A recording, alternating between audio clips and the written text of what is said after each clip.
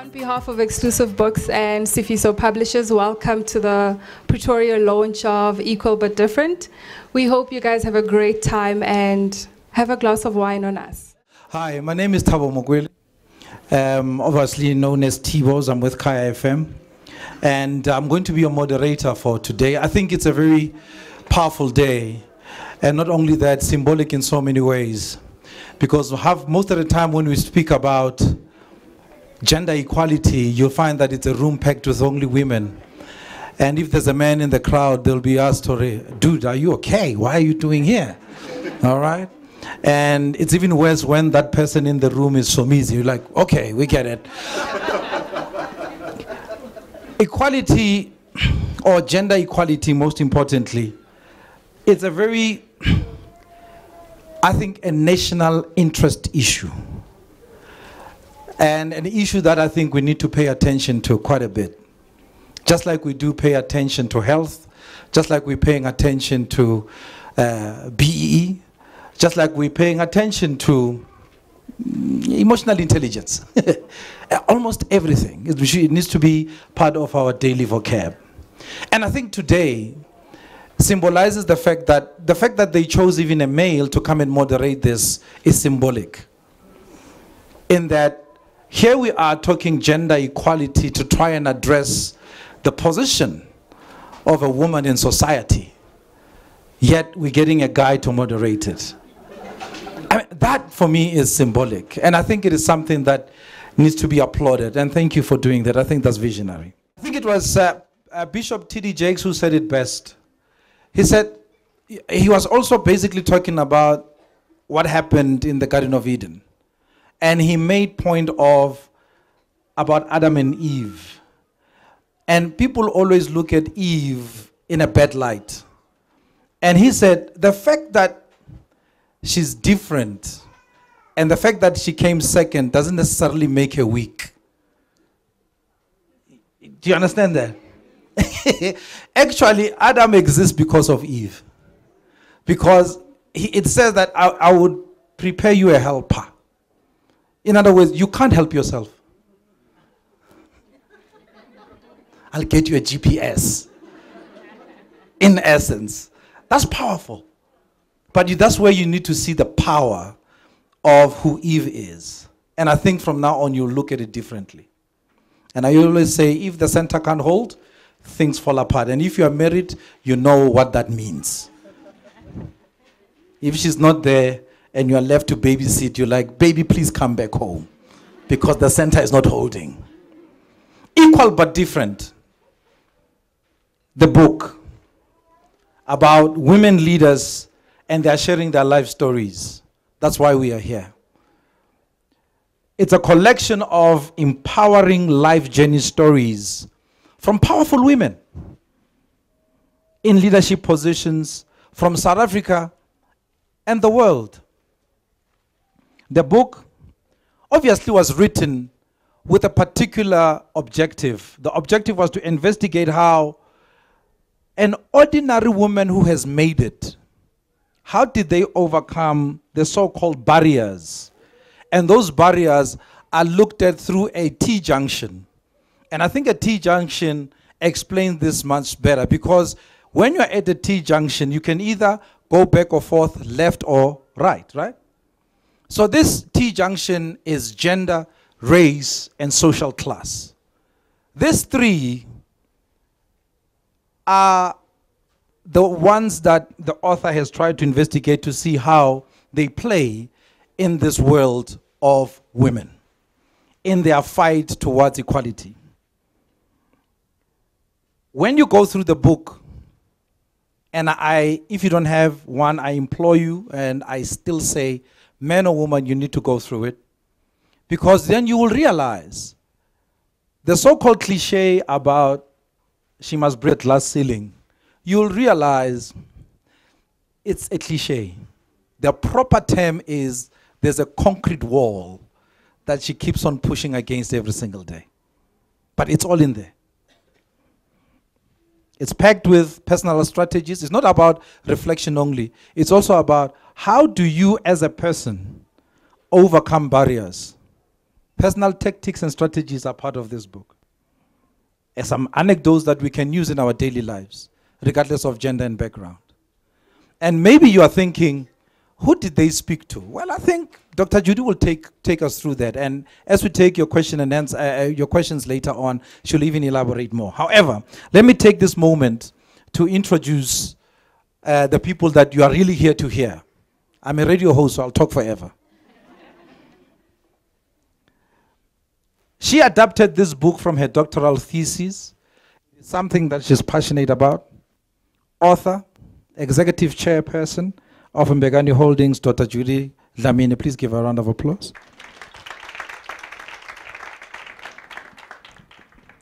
And for those who have rubbed shoulders with her, or at least had a cup of coffee with her, she will have it skinny, but she will still have a cup of coffee with you. You'll realize how amazing and powerful and influential she is. Not because of the title DR, which is Doctor, by the way, but just as a person. And not only that, she's forever learning. And that's why I think you'll realize who's joining her on the panel. She's an actual scientist, a speaker, and she also found a very interesting initiative for girls. Kamvelishe, but I think I said it right. Ne? It's not too bad, thank you. Kamvelishe, meaning beautiful future, which funds high school education. I think that's something that is very applaudable. Ms. Sonqoba Maseko. I'm very jealous that I'm rubbing shoulders with her for the first time today, because I like to own people like this through my radio show. But finally we get to meet. We'll fix it. Yeah, no, it's done already. So when you hear on my top 10 at 10 on Kaya, you know it was done here. She's a physician and an author known for her book, which I also found fascinating, Coconut, which was her debut novel. I mean, it addresses issues of race, class, and colonization in modern Johannesburg. Well, she needs no introduction. Dr. Kopano Matlwa Mabaso, she's here. And an interesting African. She's not the least. She's a lecturer in African literature. And when you need an independent consultant regarding gender issues, this is the woman to call. Dr. Danai Mupotsa. She's based at Wits. But let me take this moment now so that they can give you their views. They have gone through the book, and Dr. Judy will set the tone. Let me start with you, madam, so that you just give us, I mean, most importantly first, the purpose, why you wrote it, and what is really the driving force behind it? What are you trying to achieve, you know, with you writing, and even converting a thesis into an accessible book that any person should read? Good evening and welcome. I apologize up front that you're standing. So I feel like I have to be so fast because it's been a long day. Thank you so much for coming. We appreciate it. Just briefly to give context to why the book. The book is a result, as Thabo has said, of a thesis that actually investigated the intersection of race, gender, and social class. Why the intersection? I'm not an African girl or just African, and then the next day I'm a woman, and the other day I was born a working class person. I actually own all these social identities at the same time. And when you see me, you see all those social identities. And those have an impact on how you perceive me. Those have an impact on how my career progresses. So I actually wanted to find out how these coexistent different social identities impacted on women that have actually succeeded in breaking the glass ceiling, the concrete wall, you name it. It was important for me because I used to go to different sittings where you would actually rattle these figures. Only 3% of the JSE listed companies are run by women and so forth. And I always left feeling, who are these women and what are their stories? People tend to relate better to stories than just numbers. And I thought I would love to unpack their life journeys. Initially, it was just for a thesis. I'm not a writer. It never was one of my dreams. I had a lot of dreams growing up. I continue to have them. But after listening to those women, some of their journeys actually changed my life in terms of how I viewed it. And a lot of things actually happened. And I then thought, what a better way of sharing time and sharing these journeys with a bigger audience. And by a bigger audience, I mean men and women, across generations actually, because there are certain decisions that I took after going through just listening to these women and looking at their life journeys.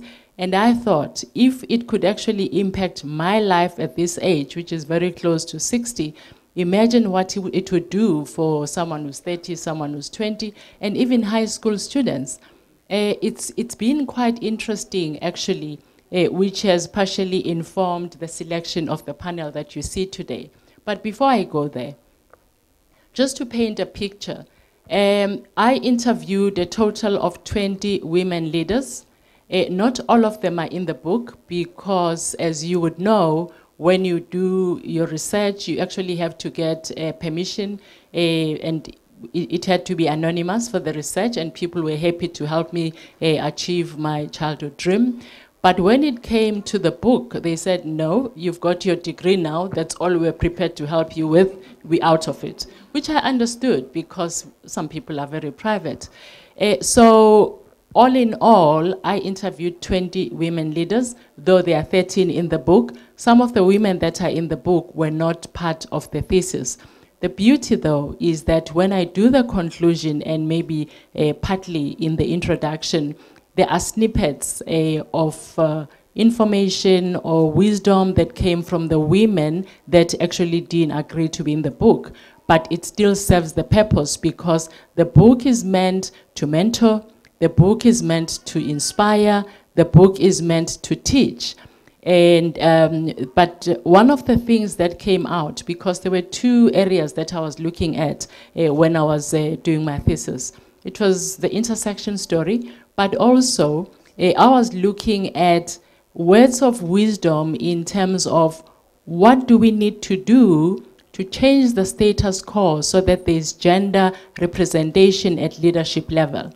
So there are so many things that they came up with, and there's a theoretical model that I came up with. But one of the main things, which then informed having men in the book, was that almost unanimously everyone said, we have the women organizations where we actually try and discuss how we can change the status quo, but almost invariably, the people that lead in different parts of our society, in companies, at church, and so forth, are men. And unless we have the men in the room, unless you knock at the door and the man opens for you, you don't want to break the doors, he opens for you because he gets it, then we don't have a solution, which is true. So that's why I chose two men, and there's a reason for the men that I chose. One of them was actually, I met him before I met him, actually. I heard of him when I was doing my MBA at Wits, because those who've done the program, you know, you actually discuss different styles of leadership, and one of the leaderships that was discussed was a servant leader. And there's a guy who actually worked with our deputy president as a trade unionist. And he actually said, you have just defined the person that I know. That stuck with me. But later on, as I did the many life stories of the different women, some that are not in the book, quite a few of them said, I was actually empowered by that guy. He trained me. I am who I am because of that person. So I said, I want to interview him. I want to understand his life journey. I want to understand what informed him to believe genuinely in equality. So that's why he's in the book. So when you buy the book, you'll see his story. But there's another guy that I met when I joined the Anglo PLC board. He wasn't for equality at all, you know, Sir Philip Hampton. But he agreed to be the chairman of what the UK government is trying to do to try and increase the number of executive women leaders in the listed companies. It intrigued me because I know he doesn't believe in equality. Why would he agree? And it's actually quite interesting because he's doing it for a different reason. And if you buy the book and you read, you'll actually understand that reason. And in my book, in my world, whatever works, whatever way we get it to work, I'm all for it. You know, whether you believe in black economic empowerment or not, but if you're going to do it, I'm cool with it. So that is just a picture of where we actually, how we got to having the book. Now, why did I choose what I call, and some of you would agree, millennials for this panel? I've actually been meeting with different people just to talk about the book and also get questions from them. And I was invited to this book club where everyone at that book club was between the ages of 28 and 35. And it was quite interesting to understand that the dynamic obviously is going to be different. Our journey, baby boomers that I belong to, has been different to the journey of our daughters and our sons. And if we are to pass the baton, which is what I'm hoping to do by this book, which is why I have my daughter on the cover of the book, because that's exactly what I'm doing, passing the baton while still around and trying to teach as I go along. It's important that we understand their issues and see how we can help each other to make sure that it's better for them than it was for us. What actually encouraged me is that if you read the book, there is something they call the tiara syndrome. I think Danai will know this tiara syndrome thing. And this young woman says, you know, if there's one thing I learned that helped me is that I learned about this tiara syndrome. I didn't know what it meant, but it changed the way my perspective at work, because I used to work hard and I was like, well, they'll see my work and it will speak for itself. I don't need to ask for the promotion. After reading this, I actually wrote a letter and I said, this is the job I believe I deserve because these are the things that I've done to deserve it. She says she got a promotion. She didn't quite get the job that she was looking for, but she got a promotion nonetheless.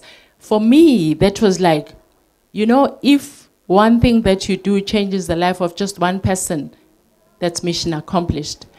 But there are also areas where one of them said, you know, you baby boomers, you seem to have had a lot of support from the family, extended family, and whatever else. We don't. Some of them, some are from the Eastern Cape, they are in Joburg, they don't have their parents here. They actually are single parents and they have to do all these things, make sure the kid has been to school, is picked up on time, and so forth. So it was quite a learning experience for me. So I then decided that I would like to share the platform with people that I believe we're passing the baton to actually just give their overview of what talked to them in terms of the book and just their own journeys, if they are happy to do that. Thanks. Fantastic, thank you. Now we'll hand over to you, Sonqoba. Thank you so much. And I think, first of all, just thank you to Mum Judy for having us here. And I think it's a great platform to be on. And it's very much an honor to be on that platform. And I think it's an opportunity to share that perspective. So as mentioned, my name is Sonqoba Maseko. I'm a counter, apparently. And I guess my background is very much grounded in the corporate world and in the financial services world up until about just over a year ago, where I decided to go into social enterprise. And I think the biggest thing for me, and as I was going through the book and going many emotions, I must say, many emotions, is that there's often a time where I know millennials are supposedly these super confident people. and let's go and make it happen, right? I think that's very much surface level. It's great, but we don't always believe it ourselves. And I think for me, going through the book, there was many times where I realized that it's actually normal to have that moment of self-doubt, where almost the people around you see you fundamentally differently to how you see yourself, but also the people around you have so much faith in what you are actually capable of that it almost scares you. And I think for me, there's been a couple of moments where I've been forced to look in the mirror and have that moment of saying, you know, I can actually do this. And actually, I can do more than this. And that whole anecdote of saying you can't just work and believe that your work will speak for itself. I think that has to be repeated and repeated over and over again. I remember I worked extremely hard, got the degree I got, which everyone fails, which is terrible, but it's great for me. And there'll be more people who pass it. And then got into the financial services world, which is obviously, the financial services world doesn't look like me. In all aspects and the layers of who I am, it does not look like me. And as I moved up the ranks and ended up at First Rand head office and group, sitting in boardroom tables and just looking around and thinking, how did I make it here? Do they know that I shouldn't be here? You know, everyone has that moment where you're looking around and then you're like, so there was different moments. There was moments where I walked into a room and I knew I was the youngest person in the room. And I knew I was the only black woman in the room. And then there's times where I'd walk in and I'd forget. You know, I would completely forget and just be like focused on adding value until someone said something, or until I said something and no one noticed that I said something, until a white guy sitting next to me said exactly the same thing with much more confidence. And then suddenly it would be like, yes, yes, Sam, you're right, you know. And I remember, and that whole thing of someone has to open the door for you. The people in the room have to open the door for you. And I think I've been lucky enough to have that person who's luckily for me sitting right in front of me. If it wasn't for the boss that I had at First Rand as Sizwe Nglasana, I don't know how it would have been possible. And it's something sometimes that's, I think we all kind of think it's this elaborate solution to like equality. It's not really. You know, we all think this and this and this star's gotta align. And I remember a conversation I had with my boss and I said to him, listen, I'm feeling like an imposter in those meetings we're having. Because in the room is these people who have like 30, 40 years of experience. And I'm a millennial, so I'm never gonna be at any company for 40 years, I can tell you now. And I'm never going to be that person. But also I know I'm in the minority. And I can feel I'm in the minority. And there's also times where you know for certain and you can vocalize why you know you're in the minority because someone said something that they shouldn't have said. But there's so many, the majority of times, you can't explain it. You can't describe it. You can't put your finger on it. You can't put it in words. And I said, I'm having imposter syndrome. And what do I do? Can I speak? You know, what do I say? And I remember the words I got was, you're not there to be a wallflower. And as long as you're sitting there being a wallflower, that's part of the problem. Because the people in that room need to be aware of the fact that there's a different generation in our organization. And as the world moves in a completely fundamentally different direction, maybe the people who've been there for 40 years aren't the best place to be in that room. And if you don't speak up, how will we know that perspective? And how will we challenge ourselves? Now, hearing this from a boss where you're like, you think he's amazing, it's just like, okay, I'm just going to do it because you said so. And we're going to see how it goes. And if it works, that's great. If it doesn't, I'm coming back to you to be like, you know that conversation we had? It didn't work out so well. And I mean, and it doesn't mean that it's easy. Because I find that for me, the biggest lesson has been learning to trust my own opinion and making sure my voice is heard. Because how many times do you hear yourself speak and you're normally a very confident person, but in those rooms, suddenly your voice is shaking. And you're like, who is this person? Yeah. And then someone like interrupts while you're speaking. That no longer happens to me. Because I'll be like, let me finish. Then you can join in on the conversation, right? Yeah, right. And if it means I've got to repeat myself and what I said, or Sam says exactly what I said, and I can say, like I was saying, that Sam has so gracefully added to, right? Yeah. And we've got to be brave enough to do that, because otherwise nothing changes, right? You've got to have that sponsor around the table. It helps immensely, because that's the sponsor where at the end of a meeting is going to say, what do you think? And that makes a world of difference. Otherwise, that meeting ends, and whether you were there or not, it made no difference. And that's the biggest waste. Because there's a perspective missing from our corporate world and in the perspectives that are discussed around the boardroom. And my biggest thing was learn to trust your own voice, but don't be a wallflower. All right, that's one. And of course, the lady herself, Dr. Kopano. Did you see what I did there? I put a coconut in it. Thank you. Over to you. Thanks for this opportunity, Dr. Judy. Thank you for this book. I remember reading Lean In a few years ago and thinking, gosh, wouldn't it be lovely to have a black example, an African woman example of this? Because the journey's not quite the same. And I mean, I'm a lover of stories, of course, I write novels, and what I enjoyed about this is that it puts the face to, you know, these women that we see and that we admire, but they kind of look like they sort of Iron Woman. You don't know who the person is behind that. And I think it's credit to you that they allowed themselves to be vulnerable. I think, you know, someone needs to feel like they can trust the person who's interviewing them to be vulnerable. And I appreciated that. I mean, I think what I love about stories is that the vulnerability, the sort of shared humanity. And as a young sort of woman, as a mother, as a wife to a 4-month-old, a mother to a 4-month-old, and a mother to a 3-year-old, one of my biggest challenges is struggling with guilt. So the guilt of the time away, the guilt traveling, the guilt working, the guilt of the juggle.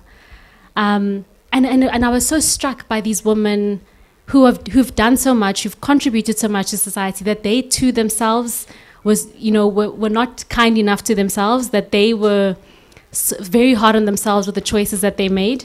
And I just want to go to, you can see my book is marked everywhere as a testimony to how I sort of wrestled with this.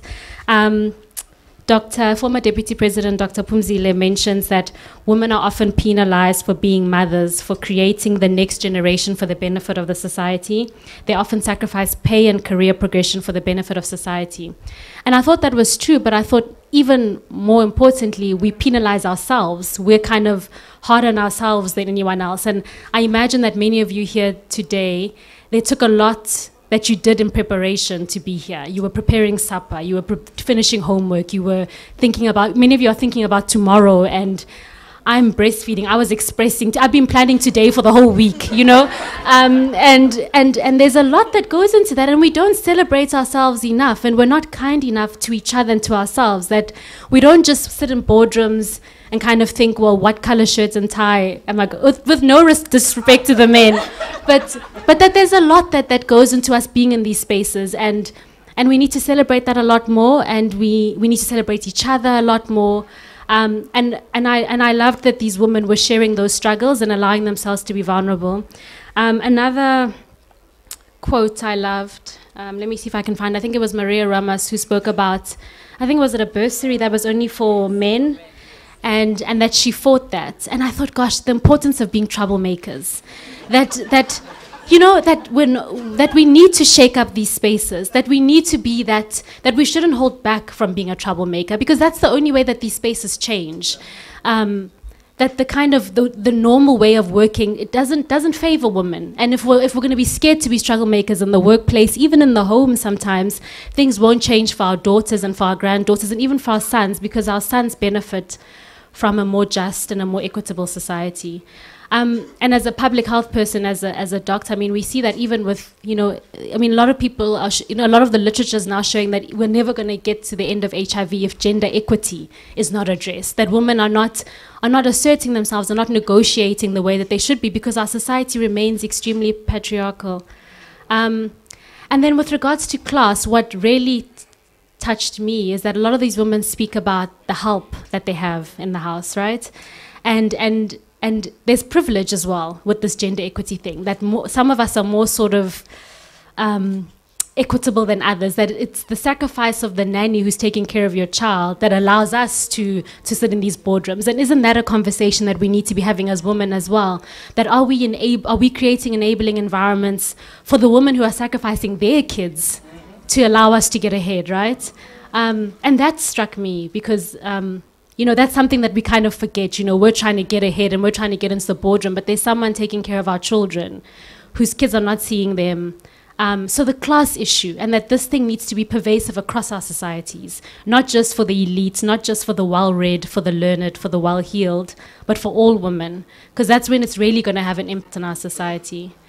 So I would highly recommend you sit and you wrestle with this book, because I think it's really been a treat for me, and I don't want to sort of hijack the whole evening, but I know Danai will Nice unpack one. it further. Thank you, Kopano.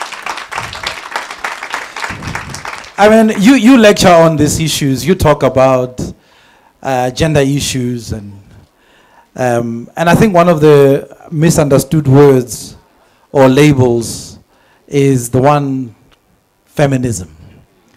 The minute you say hey, feminism, is like, there's that box. I wonder what's going to come out of it. I mean, how do you even tackle that, Dr. Danai? So thank you for the question. It helped me have a break from this beautiful finish here. I was like, I'm going to bring the scandalous word into the room by introducing myself as a feminist, and I think it's one of the things that flows through this book. And I want to go directly to a quote. Gloria Serobi says she doesn't like feminists, however they are described. The issue of gender equality is a very serious thing because you're going against people with a lot of resources, and she continues, feminists do not help with their approach.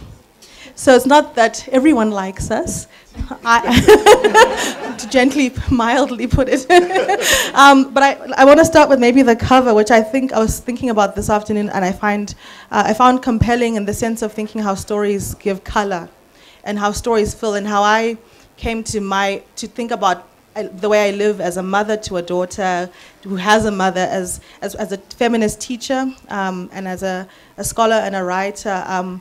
How it was the love of stories, and it was actually like four of us here. When I started university, I was pre-medical, and my parents had to get the disappointing news after 1 year that I was going to instead do women's studies, and African studies, and part of that change was because of a hunger for stories about people like myself. And I couldn't understand, I lived in a world where nothing I read or I saw looked like me or gave me a sense of a value of my life. So I was struggling to my biology classes because I had this preoccupation. So for me, any act of storytelling that gives color to our lives is an opening to what a feminist life is for me. So this is, and to think about, when I think about, you see the cover, the look between mother and daughter, this kind of deep recognition. When I told my parents, my father was really cross. He says, "Does this mean you hate me?" And I said, "Kind of," but and we work through it in our own ways. It's a very loving difficulty. And my mother was resentful because she didn't have the word feminism. She had lots of other words and tactics, and it took me a little while and it takes us, we continue. It's not an easy, finished road, but and for her, and she always wanted to write stories, in fact. She's in advertising, and she's like, I couldn't go and read novels and then go teach them. She's like that, and she said, but to think about was for me to think about the things that her and my grandmother did that showed me, that gave me a sense of willfulness, that made me stubborn. And that made me want to see a world and to think about justice as part of what my meaning was. And I think this recognition, and I think the complexity you give by giving color to these women's lives, I think is a profoundly feminist act, even if some people don't like us. So I think that's really what I wanted to put on the table. Thank you.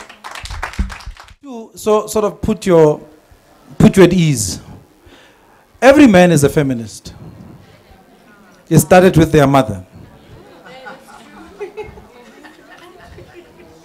Every man. Because the minute you talk about protecting and advancing her interests, you are a feminist. So that's why I hate labels, because sometimes they get construed. So, but if feminism, that's what it stands for, at least at the surface, we are. I'm raising a daughter, I'm a feminist. Simple. So if my boy's not going to know how to change a tire, she must know how to change a tire. It's as simple as that. All right? So I'm just saying to ease you a bit. And the same thing happens with homosexuality. People like to throw labels and aspersions, and everybody says, why am I pro-gay? And I said, because I'm lesbian too. I love women. By definition, you know what I mean?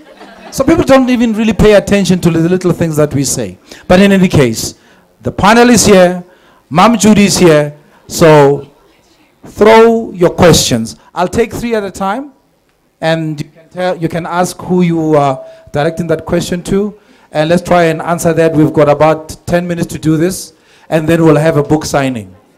So, throw away. There's a question right at the back.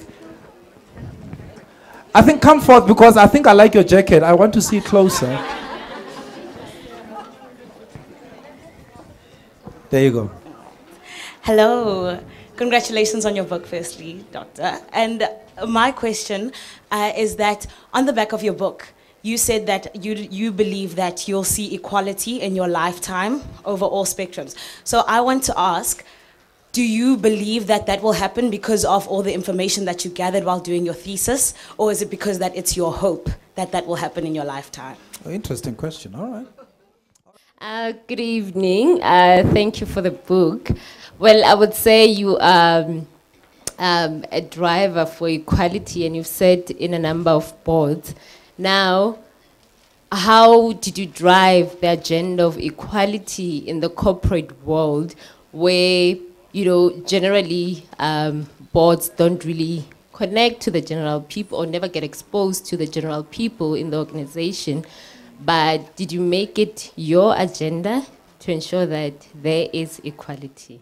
Good evening. Mom Judy, thank you for this wonderful book. I think, if anything, a woman like myself who's a bit more than a millennial needs the impartation of wisdom from people like yourself who have survived and excelled beyond measure against every odd, and have an amazing panel of equally amazing women. And my question is, from all the women that you interviewed and all the stories, what was the one common, I think, piece of wisdom that you feel was, I think, was synonymous? Because women are women are women are women, as people are people are people are people.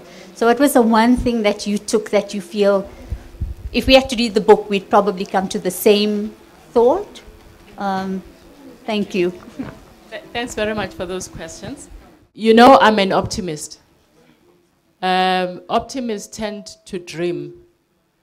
What I've noticed over time is that, interesting, you should talk about lean in, because I remember at one, Professor Stella Nkomo was saying, you know, if we lean any further in, we'll fall over.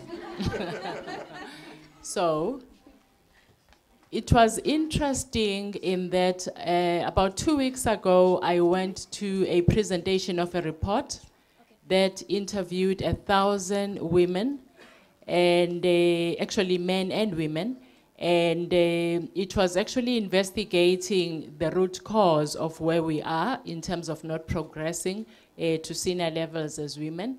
And what was interesting and quite informative was that the problem wasn't the woman. The problem was the environment that the woman finds herself in, right? When women and men enter an organization, they have the same aspiration and they have the same confidence according to the study, but within the first 2 years, the women start to lose the confidence, they start to lose the aspiration.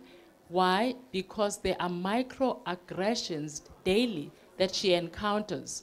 If she's a woman, but white, she's got one social identity that works for her, so she'll cling onto that superior social identity and shy away from the woman's side of things. If you actually have it all, you're at the bottom of the pile, and these microaggressions eventually become so toxic that you lose yourself and you leave the organization or just are happy to have a job. So I think we are starting to identify where the problem is. I think we all inherited a world that was designed, managed, and led by men. I believe what we are saying as people who believe that human beings are equal, what we're saying is that together, men and women need to design a world that embraces all of us, need to lead together. Women are not saying we want to take over. We're simply saying we understand our needs better than any man can ever. Therefore, we need to be part of the planning and the leading of this world for it to be better. You've seen how many people, women have been killed brutally, how many women have been raped. You feel like there's a siege against women. And it happens in all communities when there is an economic downturn, when there's political instability. Women, because they are seen as less, they carry the brunt. When men are unhappy about themselves, the person who suffers is a woman. So I believe, because it's important for me to believe, that we are going through a transition. And it's up to each and every one of us in this room and wherever else, and whoever reads the book, to be that change agent of saying, let's do it together. It's very important, guys, that we do it together, because the last thing you need is for men to be threatened that we want to take over. We actually want to work with them to make the world better for both of us. So that's my answer to that question. Yeah. How did you drive transformation? It was hard. I'll paint a picture. Zwanga mustn't kill me for time. I'll paint a picture for you. When I joined the board of Discovery, it was 2002, 5th of December. And I was the first woman on that board. And thanks God, Cindy Zilwa joined immediately after. There was no transformation committee on that board. And like Sonqoba was saying, I would have days I would be like, what am I doing here, by the way? But I actually pushed that we had a transformation committee. I tried on my own. I failed. I took Cindy with me. We tried together. We won. We had a transformation committee. I'm very shy, extremely shy, and I don't have confidence at all, you know? It's better now. Age helps, because, I mean, what can I lose really at 57? But those days, I was still young, and I was like, you know, there was so much to lose, but I was so driven. There is nothing that's more important to me in terms of issues than equality. That drives me. That's the core of who I am. So I remember the guy saying, okay, obviously he knew I was very shy, you'll be the chairman of the transformation committee. Because he thought I would say no. And I said yes. And we fought and fought. Sometimes we'll take 3 steps to progress things and then take 2 back. But that's how it is. You just have to fight all the time. We're not there yet. But I plead with you guys, because some of us, when we join these boards, I'm never popular in any board. Maybe that's why I've decided to just run the family companies and get out of these boards, because I don't try to be liked. I just push the agenda of transformation, because I'm always very aware that I'm not sitting on those around those board tables because I'm the brightest. I just happen to be there. And when I'm there, I'm blocking a space for a Kopano, for instance, who could do a better job. So for me to end that place, I need to open that space for Kopano. The other thing, while I do the last thing on this question, I realized as you mature, as you learn that, my goodness, it is indeed a concrete wall. It's not a glass ceiling. Because you can take a stone and hit a glass ceiling, you know? Then you actually say, okay, let's be clever about this. And then I said, before I left Aspen as the non-executive chairman, maybe we need to elevate the men that get it. So I actually introduced an award that could only be won by a man. And I would say all over the world, because the company had grown, we actually had one conference a year annually, where we would have all these leaders, the top 3, coming to a conference. I said, let's recognize at those very prestigious annual conferences the man who has empowered the highest number of women, and we need to see how much empowerment they have received. So the peers would vote for this guy, and the subordinates would vote for this. So obviously the tactic changes as you realize what you're up against, and I truly believe that once we put those men that get it, once we put those men, like Sonqoba was actually talking about what Sizwe did, obviously I have a bias. But we need to put them on the pedestal. We need to acknowledge them, because one of the qualities I love about men, they are so competitive. If someone is actually praised for this, it's like, I can do better. So let's do that. Let's just try and see what works.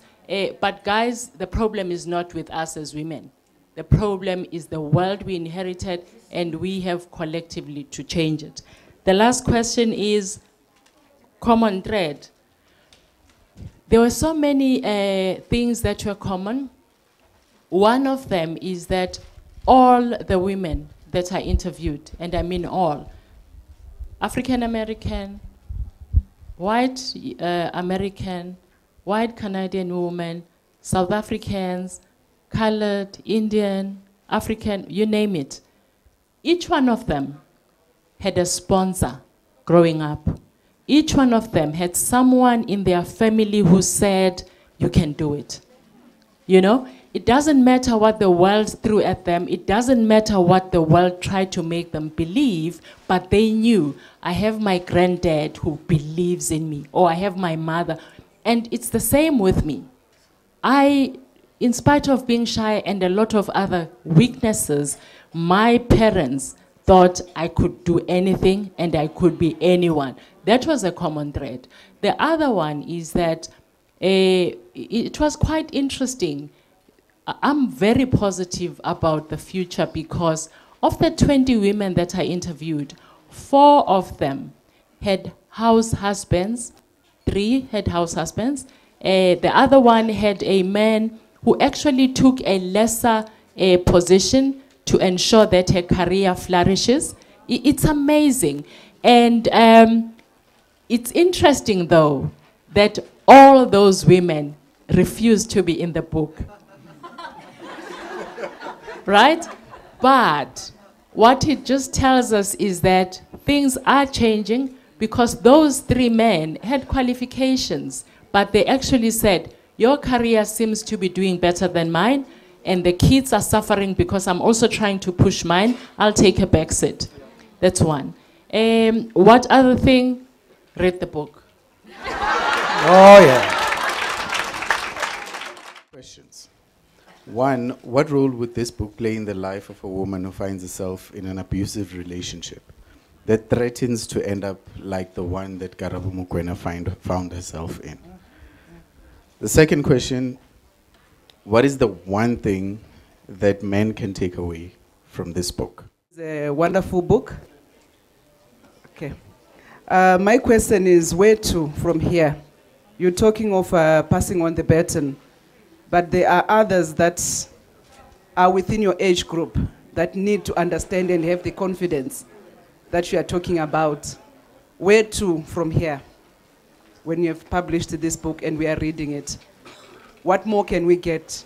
And how can we network and grow the idea? Because the things that you have written in here need to be expounded, and they need to be learned by women of all age groups.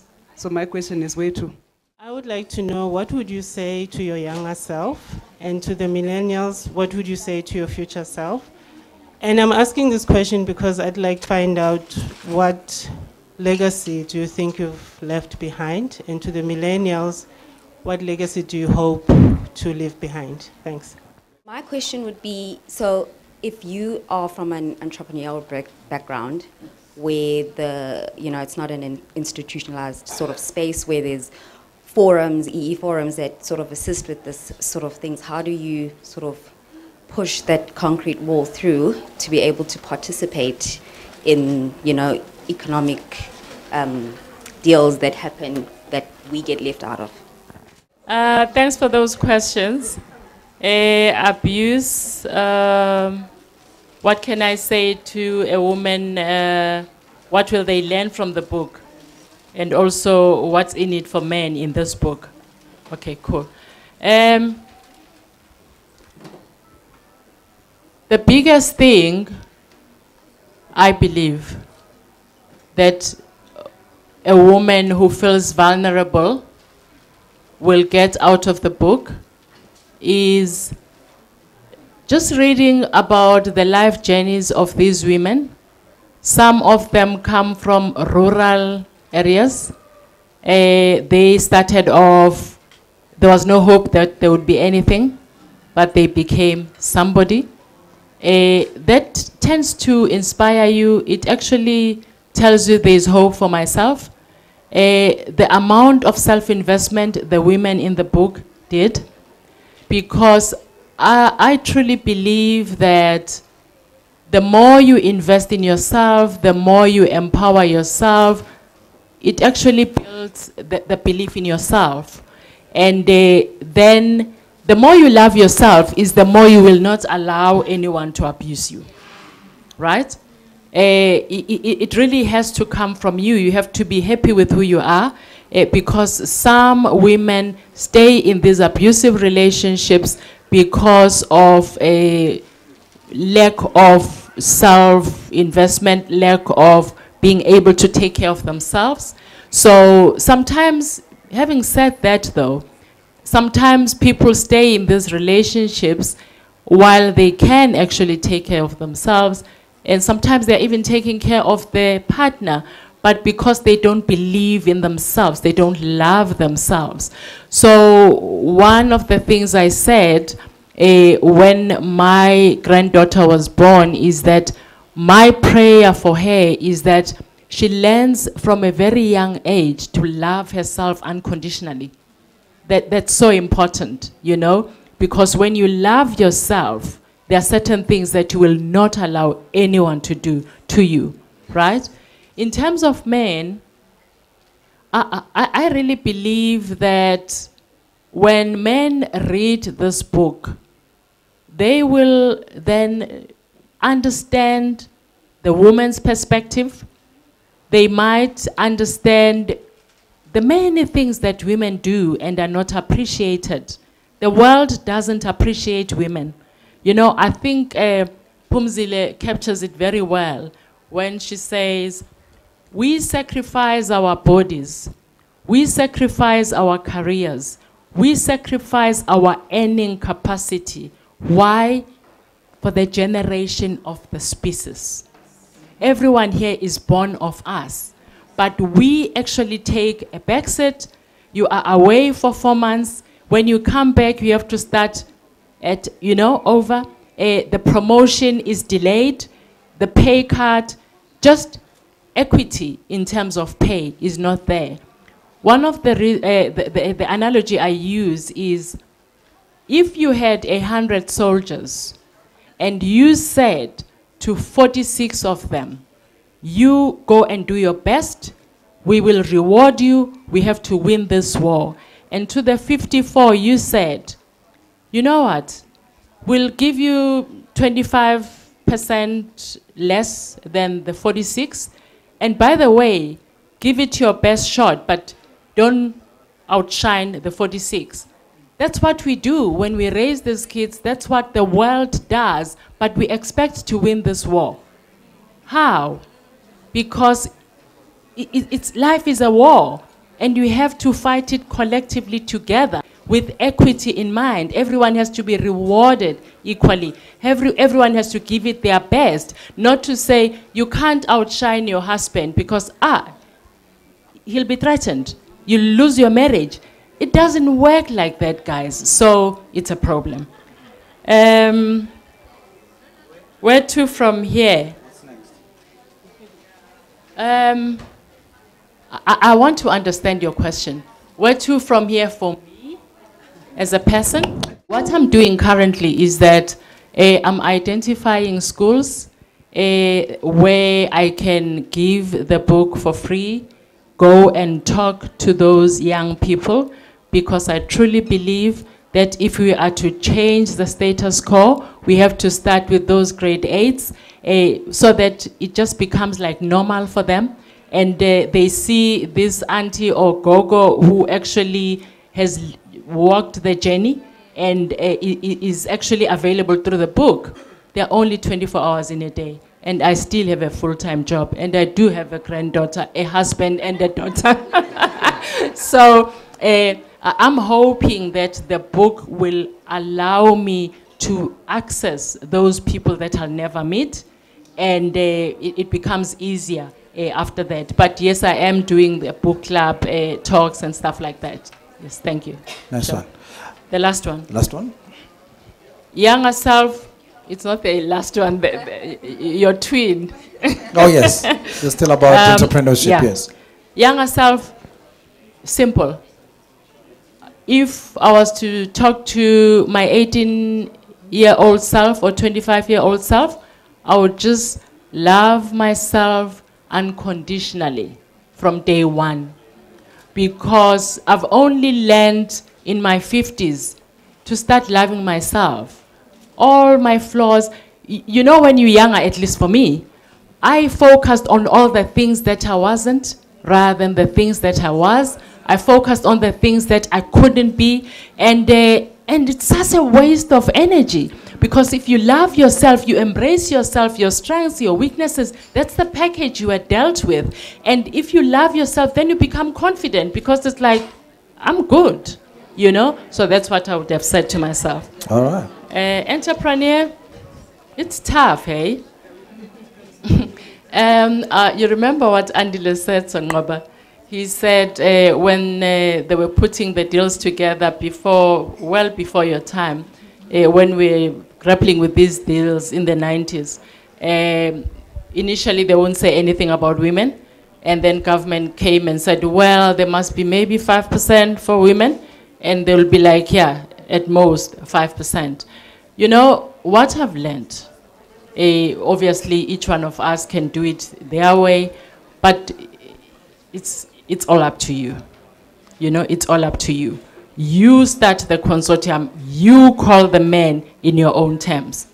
That's how it works, because the truth is, you're just as qualified, you just have as much as they have, they're just men, you know? And I do believe that I've been a victim of that, where you'd be invited into a consortium and you had more to offer for that particular consortium than all the men combined, not as a person, but as a women's group. But they'll actually dice the whole thing and then say, here are crumbs for you. So maybe you actually need to do it for yourselves and invite them using your own terms. Thank you. Thank you. Now there's a question about millennials. Yeah. I mean, she has laid basically the red carpet. She has walked it. So the next mile, where are you putting this so-called pole? What is the next level? Sure. I mean, geez, I guess one can't really look into the future, but one thing I learned from these women is that it's not over till it's over. I mean, they persevere like nobody's business. I think, you know, you read the stories and the amount of obstacles and challenges that they encounter are unreal, and you kind of think, you know what, never say die. Like, tomorrow's another day and let's keep doing this. And I think that's what I would hope my older self will continue to do, to not get tired of the good fight, and to stay in the ring. And yeah, and I think also surround yourself with like-minded people, you know, as iron sharpens iron. Find people that are better than you, that challenge you, that sharpen you, because that can only make yourself better. Yeah. So I think to an older version of myself, you didn't say how old, so I'm not going to go too far.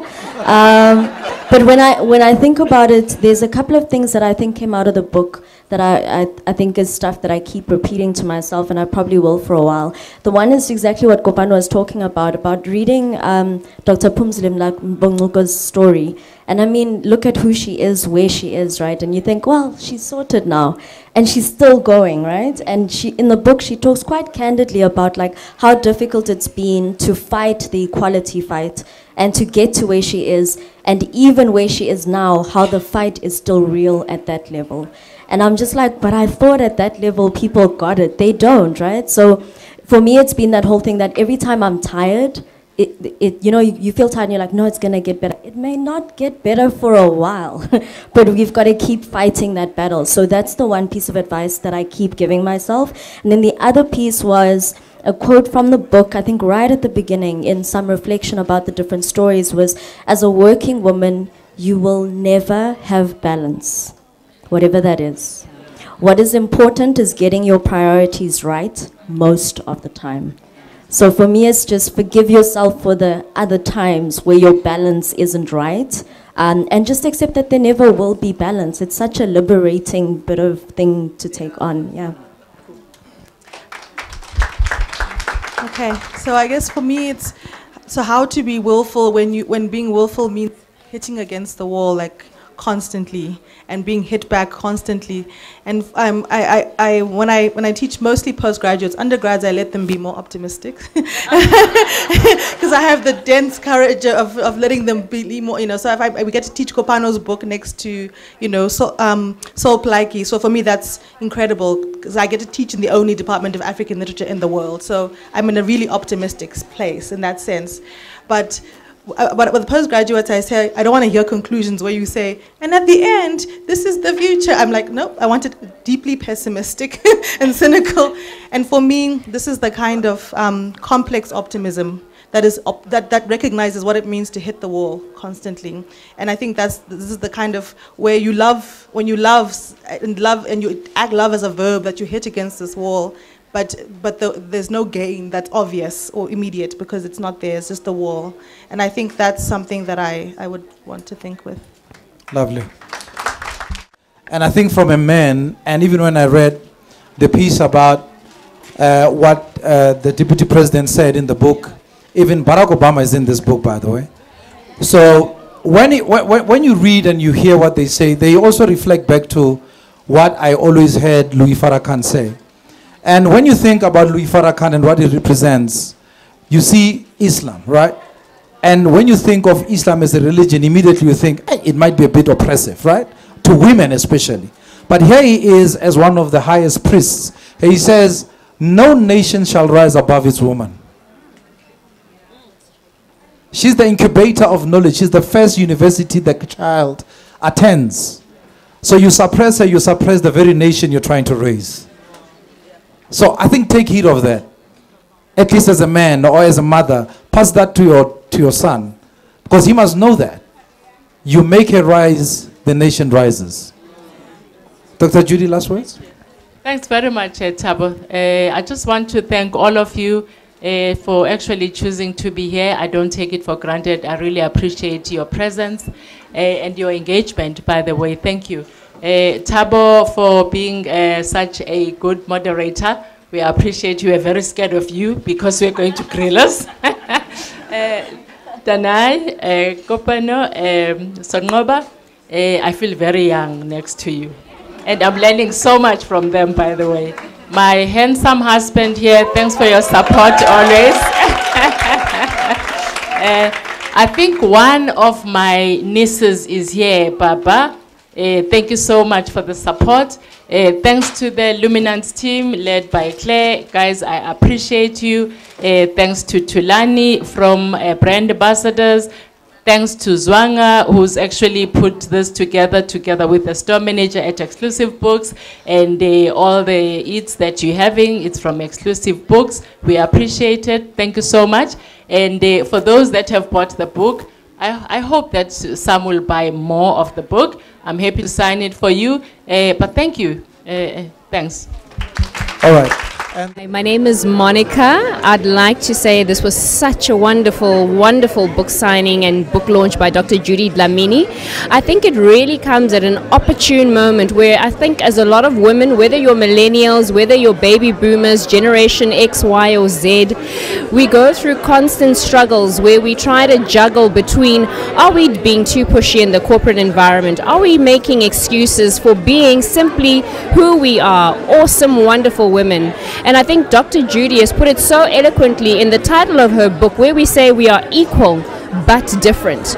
As women, we should be afforded the same opportunities as men, and we shouldn't make excuses for wanting to be the best that we can be.